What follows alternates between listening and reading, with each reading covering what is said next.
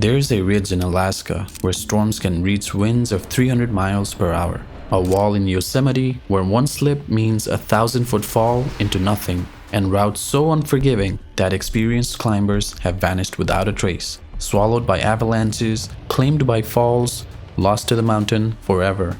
We're ranking the 5 deadliest climbing routes in the United States, and by the end, you'll understand exactly why some mountains don't just test you, they change you forever. The question is, which one has claimed the most lives? Starting at number 5, the Cassin Ridge on Denali. If you're looking at this route on the screen right now, you can see exactly why climbers call it the most beautiful line in North America. It's a sweeping ridge of ice and rock that rises nearly 8,000 vertical feet from base to summit. Elegant, direct, and absolutely unforgiving. Denali, also known as Mount McKinley, is already the tallest peak in North America at 20,310 feet. But the Cassin Ridge, that's the mountain's dark side. Literally, it faces south, which means it gets hammered by storms rolling in from the Pacific. Weather here doesn't just change, it attacks.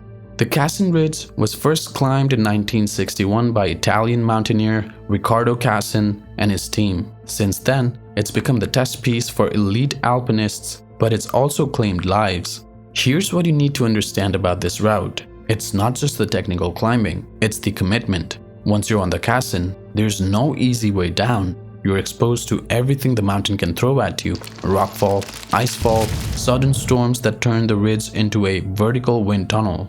Climbers have been caught in storms here with winds exceeding 100 miles per hour, temperatures that plunge to -40, and the altitude above 18,000 feet, where every breath feels like you're suffocating.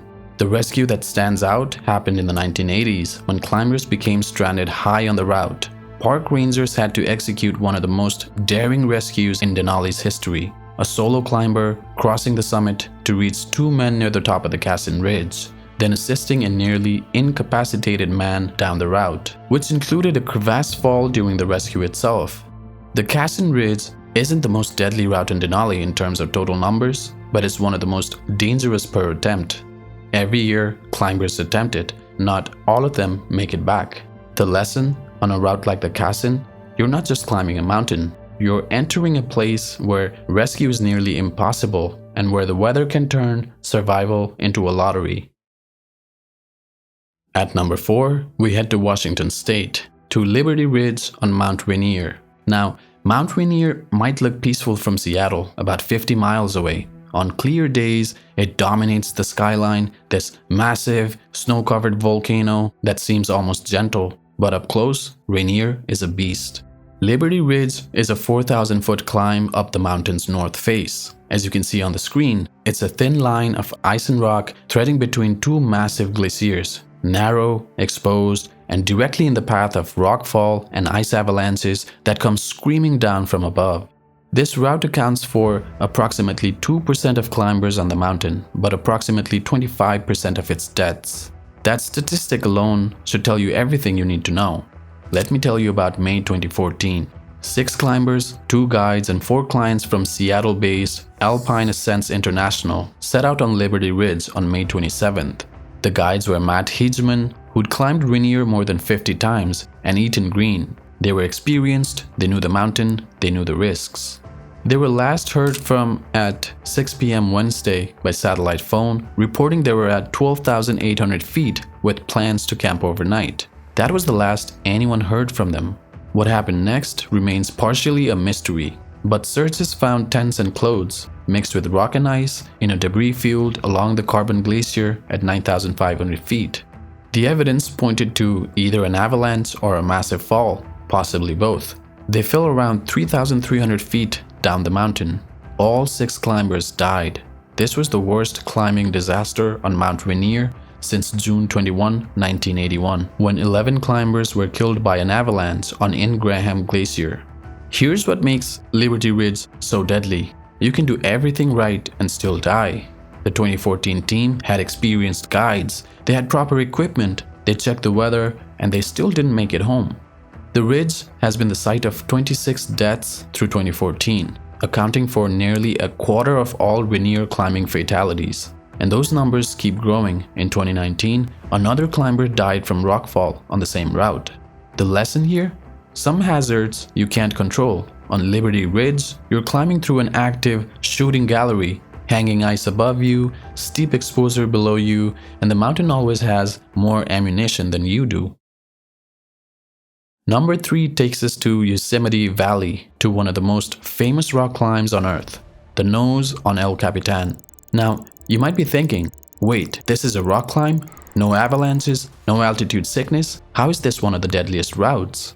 Good question. Let me explain. The nose is 3,000 feet of vertical and overhanging granite. That's like stacking 10 statues of liberty on top of each other.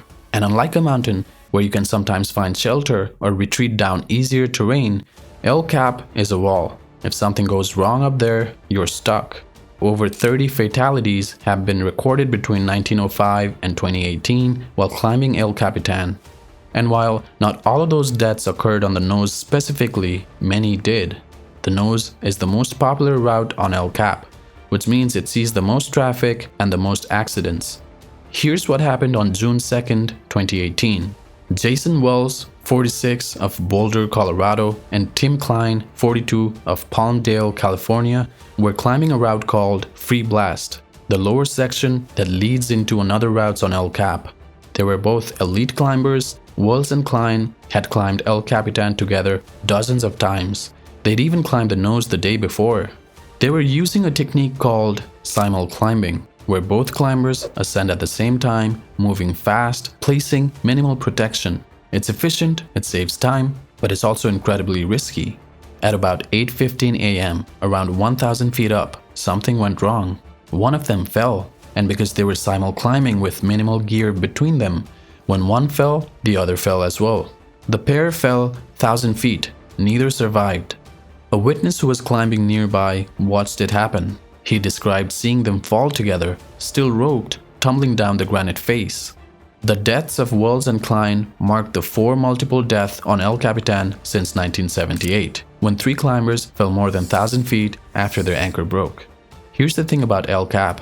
It attracts both the world's best climbers and people who underestimate what 3,000 vertical feet really means. The nose can be climbed in under 2 hours by elite athletes like Alex Honnold and Tommy Caldwell.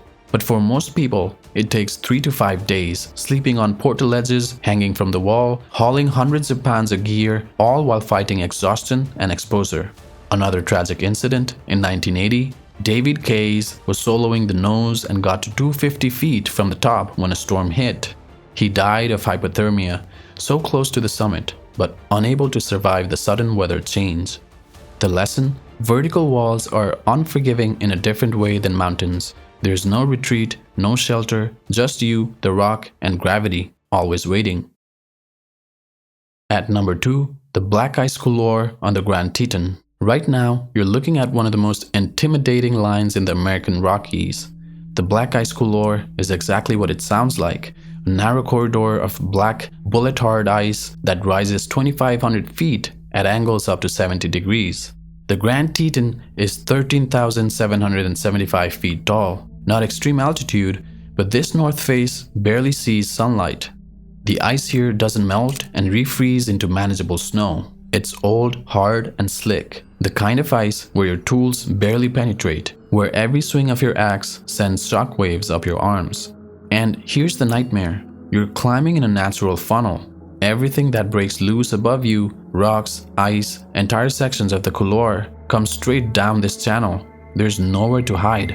In August 1984, Ranger Jim Woodmansey was hit by rockfall in the Black Ice Couloir while on a routine mountain patrol. The rockfall was spontaneous, falling approximately 12 meters before hitting him in the helmet and left forearm at a point 105 meters below the top of the climb. He was unable to complete the climb, but the helmet he was wearing was cracked and has since been retired. Woodmansey figured he would have been killed by the rockfall if he had not been wearing a helmet. That's just one incident, but it illustrates the constant danger of couloirs. They're naturally bowling alleys for anything that breaks loose above.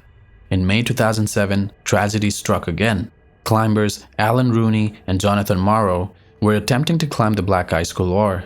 Rangers spotted their bodies in Valhalla Canyon, below the north side of the Grand Teton and the enclosure. The investigation suggested possible anchor failure. Both climbers were still clipped to a single runner and tied together by a climbing rope. Speed is survival in couloirs. But sometimes, even speed isn't enough. The mountain decides when rocks fall, and if you're in the wrong place at the wrong time, there's nothing you can do. Now, the deadliest climbing route in America, the West Buttress on Denali. Wait, didn't we already talk about Denali? Yes, but here's the thing. The Cassin Ridge is technically harder, but the West Buttress, this is where more people die. Not because it's the most difficult route, but because it's the most popular. From 1903 through the end of the 2006 climbing season, 96 individuals died on Denali. Of those 96 deaths, 51% happened on the West Buttress route. That's more deaths on one route than most American mountains see in total. The West Buttress was first climbed in 1951 by legendary mountaineer Bradford Washburn. It's considered the standard route, the most accessible way to the summit of North America's highest peak. Over 1,000 people attempt it every year, and that's exactly the problem. This route lulls you into thinking it's manageable. The first few days, you're just walking on a glacier, setting up camps, acclimatizing. Sure, there are crevasses, but you're roped up. It's cold, but you've got good gear. But then you reach 14,000 feet, and everything changes. At 14 camp, you wait, sometimes for days, sometimes for over a week, waiting for a weather window. And while you wait, the mountain drains you. The altitude starts to break down your body. The cold seeps into everything. You're not getting stronger, you're getting weaker. In June 2012, tragedy struck. 5 members of the Miyagi Workers Alpine Federation from Japan were descending an area called Motorcycle Hill near 11,800 feet when an avalanche swept them downhill into a crevasse. The climbers were Yoshiaki Kato, Masako Suda, Michiko Suzuki, and Tamao Suzuki. The rope linking the team broke during the avalanche. Hitoshi Ogi survived after falling into a crevasse where the avalanche debris swept over him. 4 climbers gone, buried under tons of avalanche debris. It was the first avalanche fatality to occur on the popular West Buttress route. According to a 2008 study, 45 of the fatalities suffered on Denali from 1903 to 2006 were due to falls. Surprisingly, 61% occurred on the descent. Think about that. Most people die coming down. They've already summited, they're exhausted, they let their guard down, and that's when the mountain takes them. By 2022, 129 climbers had perished in Denali National Park since 1932, most of them on the West Buttress. The lesson? Popularity doesn't mean safety. The West Buttress has killed more climbers than any other route in America, not because it's technically the hardest, but because it combines extreme altitude, catastrophic weather, and the false sense that if everyone else can do it, so can I. Denali doesn't care about your dreams. If you're not prepared, physically, mentally, logistically, the mountain will break you. These routes don't punish you for being bad at climbing. They punish you for being human, for getting tired, for making one small mistake, for being in the wrong place when the mountain decides to remind you who's really in control. And sometimes, people just don't come home. If there's a lesson in all of this, it's that mountains don't owe you a summit. They don't owe you anything. Every climber who stands on top has made a deal with skill, preparation, and luck. And that deal can be revoked at any moment.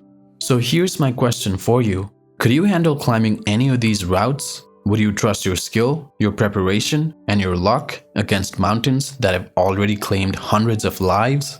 Let me know in the comments. And if you've climbed any of these routes yourself, I want to hear your story. Thanks for watching, and remember, the mountains will always be there. Make sure you're prepared enough to be there with them.